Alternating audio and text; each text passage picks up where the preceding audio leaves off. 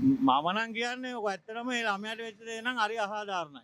මේ බලයට එන්න මිනිස්සු මරලා තාපු සෙට්ටයක් ඉන්නවනේ. දුව මොකක්ද ඉතින් කතා කරලා වැඩක් නැහැ.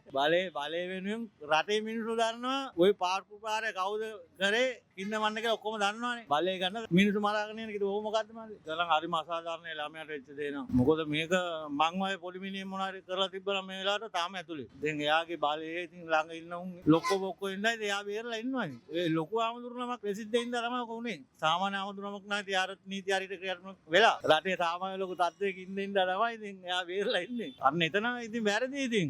මේ මම්ම දෙයක් කරන ඉඳලා ඉතින් එදා වෙලා කන්න ප්‍රශ්නයක් නැහැ. මාත් පඩියක් ගන්න මේ තුන ගොඩක් අමාරුයි. තමන්ම මොනාරි කරනවා නම් මොනාරි කරගෙන කන්න හරි පුළුවන්.